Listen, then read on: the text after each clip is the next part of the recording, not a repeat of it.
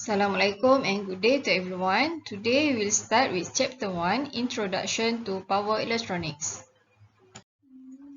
So for the syllabus, we have a definition of power electronics, and then electronic switches. We will cover reverse recovery and also the switch selection, and also power electronics applications. Okay, so what is power electronics? What is the function of power electronics? Do you have any ideas of what is the definition of power electronics? And then, why we want to use power electronics?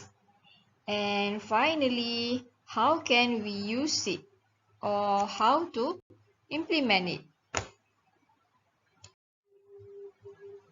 So, power electronics is actually a combination of power, electronics, and control. Okay, so power, it deals with the static and rotating power generation, transmission, and distribution equipment, while for the electronics, it deals with the solid state device and signal processing circuits to achieve the desired control goals. And finally, for the control, it deals with the steady state and dynamic aspect of closed loop system. So actually, power electronics may be described as the application of solid-state electronics for electric power control and conversion.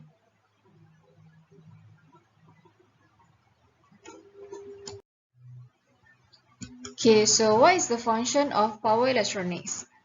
Power electronics is used to transform or to convert an electrical power from one form to another form using an electronics device. So as you can see here in the picture here, a power electronic device here in between of the source and the load will be used to match the voltage and a current requirement of the load here. Okay, so in other words, this electronic device, power electronic device, is used to help the process and control the flow of the electric power here by supplying voltage and current from the source in a form that can be suited for the user loads. Okay.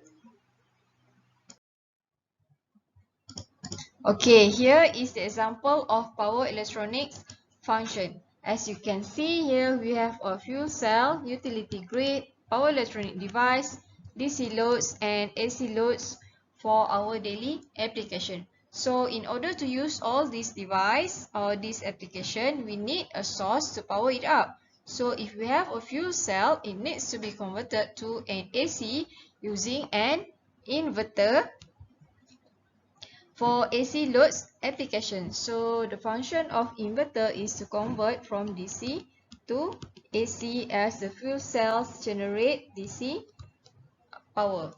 Okay.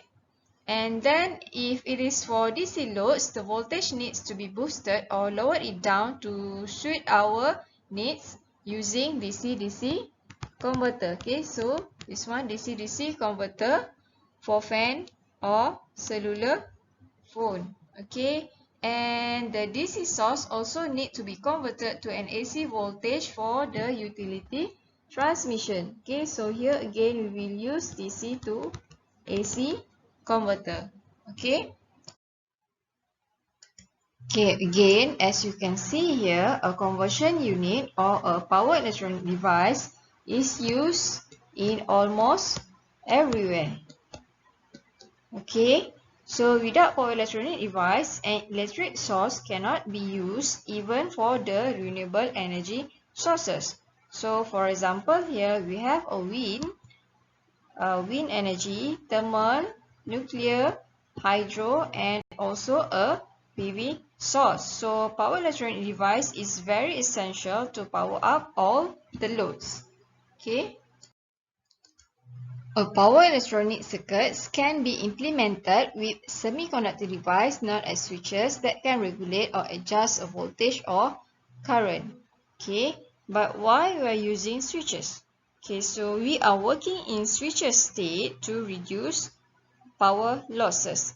But actually, ideally, losses is 0. But in practical or in reality, we always have a losses. Okay, so this is the example of the switch. Okay, we will look further after this.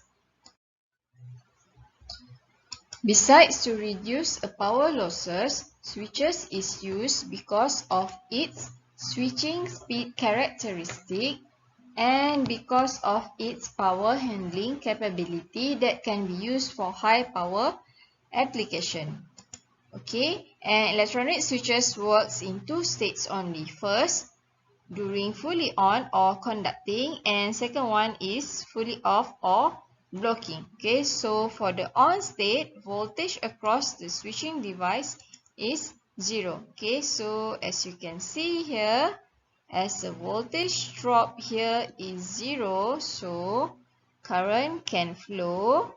So we will get P equal to VI. Okay, so as V is 0, so P also 0. Okay, so losses is actually ideally 0. Okay, during the off state, okay, a current across the switching device is 0. Okay, so now current is 0 and there's a voltage drop here. But again, as one parameter is 0, so we will get P equal to 0 as well. Okay, so that is why we say that losses is ideally 0. But in practical, we need to consider the switching losses during the transition from on state to off state and vice versa. Okay, so this is the transition during the on state and off state. So the total losses will be the on state loss plus turn off loss plus off state loss plus turn on loss. Thus, the power losses is no more 0. So this is in practical. Okay, the use of semiconductor switching devices are based on their ability to monitor and manipulate a very large quantities of power from input to output. So it can be used in high power application with low power dissipation. Okay, low power dissipation. So it means that it is efficient. But why we need high efficiency system?